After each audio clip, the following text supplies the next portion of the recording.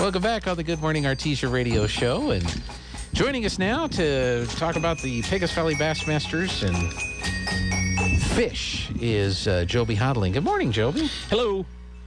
And you always come on Monday when we have Kith and Kin. It's a perfect. I was going to shout out to Rob and Kith and Kin today, and I know you always do. Obviously, he's the Monday sponsor of the morning show, I guess. But man, these sandwiches, I've been taking one, and so Rob, if you hear this, they are awesome, and your crew's doing a good job. And I always take one on Monday. It's my lunch. I end up using it for lunch. Yeah, that's how big they are. On Monday, they're big and really, really good, and they warm up. I just rewarm it, and man. So, and I always have his coffee, too. I think this is Kith and Kin coffee. Yeah, absolutely. Which is really good, too. So, thanks to them and to Rob for doing that. Years and years and years ago, I don't think Rob would mind me sharing this, I got to kind of partner up. I was working at the bank, and I got to do some stuff with Rob. And so and he probably remembers it maybe in a negative way. I was real kind of tough on it because I was worried about it being, but he has just done awesome. I'm sure he's had his ups and downs like every business, but he's been in business since 16 years maybe, 15 or 16, maybe longer, 17 years, I don't know, but just an outstanding young businessman, and proud to say I was partially involved a tiny bit way long time ago, but Rob does a great job. Yeah, no, we appreciate him being our Monday food sponsor. And if you want a truly gourmet breakfast sandwich and a great cup of coffee, Kith and Kin is where you want to go. Yep. So we'll see what happens with all that.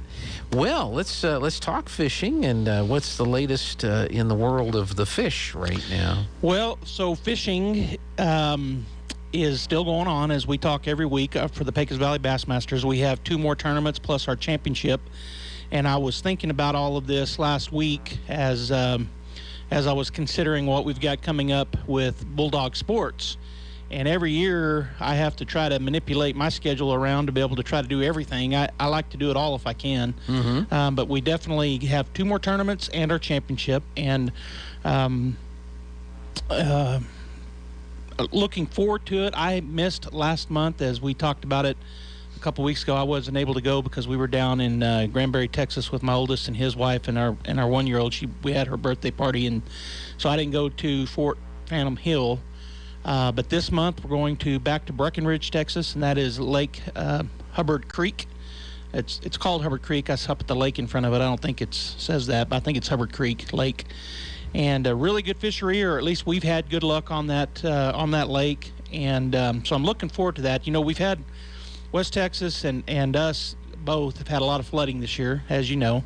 And that lake was really, really over capacity. At one point they thought it might it got to a really scary situation, I think, for residents there in Breckenridge, and it, issues with even possible, if I remember correctly, and somebody probably will correct me if I'm wrong, but I think they were turning everything loose, and they were still worried about the levee, the dam. And so I'm not sure. I haven't looked recently, but I talked to somebody in our club. I can't remember who it was, my dad or someone, said that it is, I think, back down to more normal levels. And one of the things in the previous years when we fished there is it wasn't that full. It wasn't as full as it is now. And there's Hubbard Creek has a lot of grass, like hydrilla and other kinds of grass structure in the lake. And that is really good, especially if you know how to fish it. And we've got a lot of members that are really good at fishing that grass. But in years past, a couple of years ago when we started fishing it, the grass would grow up and it'd be like matted. You could see mats of grass out in the middle of the lake. You come up on them, and that grass grows up from the bottom and then mats up on top. But the lake depth, I think, has created that it didn't quite make it to the top. But I like I said, I haven't been over there since early this year. We had a tournament, and the grass was down below the surface. In any case, those bass really like to get into that grass. They use it as shade, and then they use it as a place a vantage point where they can hunt. They can kind of hide, and then they come out and eat the stuff and whatever their bait is, and our baits, if we're throwing into that grass. And so I'm looking forward to that type of fishing. I'm still trying to master it, or at least get better at it. And like I said, we've got some guys that really do it well. Lee Johnson is having a fantastic year, and we was able to talk to. Was it last week he joined us on the call, or maybe week before? Week before, I think. But he is really good at that, punching that grass and figuring out how to get those horse them out of it, because it's they can get tangled up. Your line can get tangled up in that grass, and the fish can too. And you gotta have some really good braid, and have your good sharp hook that you can set that hook well. And anyway, so that's what we have upcoming. And then we're going to go back. I think we're going to go back. Right now we have scheduled to go back to Stamford Lake, or Lake Stamford, for our last tournament of the year. That could change. Again, we'll monitor what's going on with those lakes over there in West Texas and how they're fishing. And it's one of the smaller lakes we fish. But it's been a good lake from a quality standpoint. We really have caught some quality fish, and in fact, that's where, because I may have just misspoke. I think no, they caught those big ones at Fort Phantom Hill, I think. Am I right or am I wrong? Let me think about it. Well, either way, there's some good fish in Stamford Lake. It may have been the one that you missed. That may have been. I may be wrong. It may not have been Fort Phantom Hill, but in either case, that's a good quality lake. It hasn't been a lot of. Quantity hasn't been real big. We haven't caught a lot of fish, but the ones we caught usually really high quality.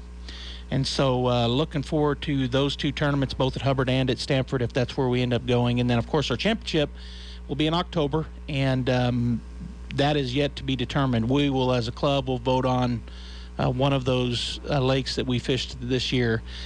So we did not fish any New Mexico lakes as a club except Ute. I was about to make a mistake and say we didn't. We did fish one New Mexico lake because we fished it in conjunction with New Mexico Bass Nation.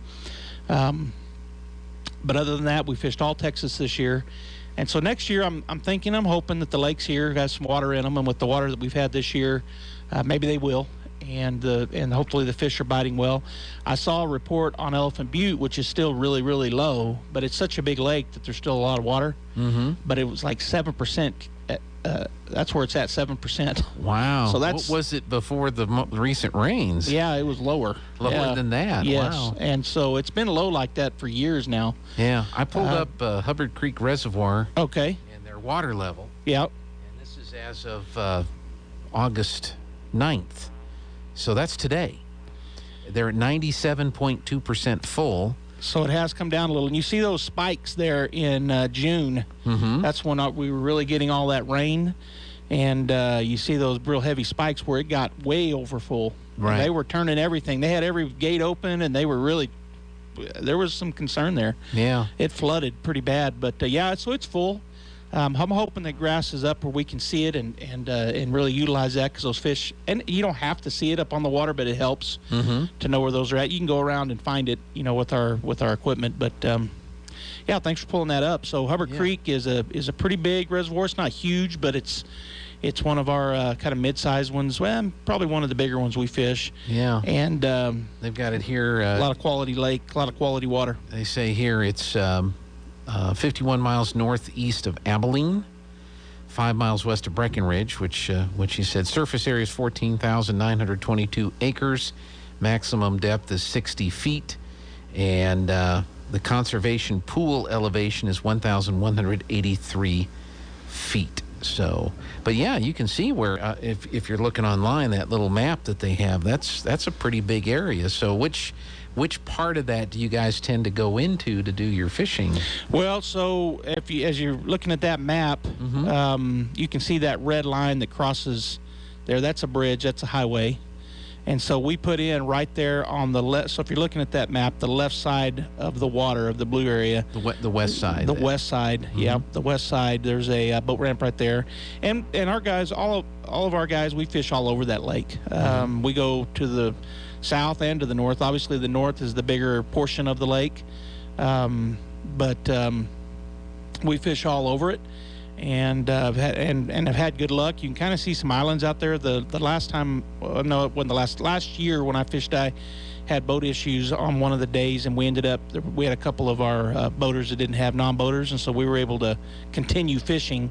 And I got on with Mike Hill and did some fishing kind of out in the, not out in the middle, but it kind of feels like you're out in the middle, but finding those grass beds. And so there's grass beds scattered all over that lake, plus the shoreline, which is how I like to fish a lot. It is the shorelines, which you see that a lot in bass fishing. But I should pay attention to how the lakes are fishing, and that lake in particular, finding those grass beds are a good place to fish. For the bass? Yes. Yeah. Do they have other fish in that lake? Oh, yeah. Yeah, they have stripers and white bass, and they have, I think, drum. I think there's drum in that lake.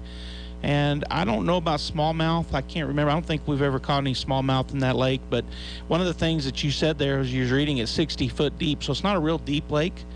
60 feet is not real deep, but a lot of shoreline, a lot of grass, a lot of good cover. There's stick-ups, there's rock, there's trees, and then there's that hydrilla grass, which is really good for black bass, for largemouth. And is this a 1 day or a 2 day? 2 day tournament. It's an individual tournament. We did something our last tournament, which was last month, where we had our individuals, the boaters fished against boaters only, and non-boaters against non-boaters, and we took a club vote, and that passed to do that. So I think we're going to do that again this time, and then we're going to talk about it for our championship, how we're going to manage that. But because in years past it's just been everybody against everybody. But one of the things that they do at the national level and at the state level, BASS and the Mexico Bass Nation, is they separate, because if you're fishing off the back of the boat, you have a little less. Well, number one, you're not the one putting the boat where it wants to go, where you want to fish, and then you're fishing behind somebody. So it's theoretically, you don't have quite as good a chance. And in our club, this doesn't happen, I don't believe, but it definitely has been known to happen that the boater, whoever the guy up front running it, will what we call back end to the non-boater, kind of putting them out into not giving them much to cast at. So I don't believe that ever happens in our club, but that's another theoretically. It's a possibility. It's a possibility. So to equalize that. Kind of equalize, yeah. So the boaters fish only against the boaters, and the non-boaters against the non-boaters, and it from a winnings standpoint, again, theoretically, it could lessen how much you might win if you were to win first or second place. But really, it's nominal. I ran the numbers, and it's just almost equal. So in terms of pot, the winning of the pot. So. Yeah. Anyway, looking forward to fishing. I haven't fished in a tournament it's been a couple months now, so I'm excited, hoping that everything works. I mean, obviously things could change, and I wouldn't be able to go, but I'm looking forward to going. The dates again are? The 21st and 22nd, I think. So not this coming weekend, but 2 weeks from, yesterday and Saturday. I'm going to look at my calendar so I make sure I'm right. But, the 21st and 22nd. Saturday and Sunday, and we'll be over at Breckenridge, Texas, which is Hubbard Creek. Very good. Well, Joby, thank you so much. If folks want to learn more, they can go to the Facebook page. Pecos Valley Bassmasters are on Facebook. You've also got a website, pdbm.club. And if you want to sign up, you still have that there. You sign up there. You can get in on this last one. I think you said if somebody's new and they want to try one tournament out, they can definitely fish as a guest. This could be a guest tournament to try out. And if you're out there listening right now, and you are one of those people, I am looking for a non-boater. Ah, okay. So you've got, and I think we have another boater looking for us. So I've got 2 slots right now. If you're interested in fishing, you want to try it out. You won't have to pay any dues. You can just fish as a guest. You'll pay your entry fee, and you're part of the expenses to go, obviously, but no dues. And so if you're one of those that might have an interest in fishing, I definitely have my boat. My son's not going to be able to go, so I'm looking for a non-boater, and then possibly another boat. So we got 2 spots that I'm aware of open. So yeah, get a hold of us. Non-boater, you just need the fishing pole. Just need some poles and your gear and whatever. A little bit of money. Come on. Yeah. And have some fun with us. There you go. Joby, thank you so much. Appreciate always like talking fish. Yep, thank you. And hope you guys have a good turnout here in a couple of weeks and have a good tournament. So, all right, that's going to wrap things up. We want to thank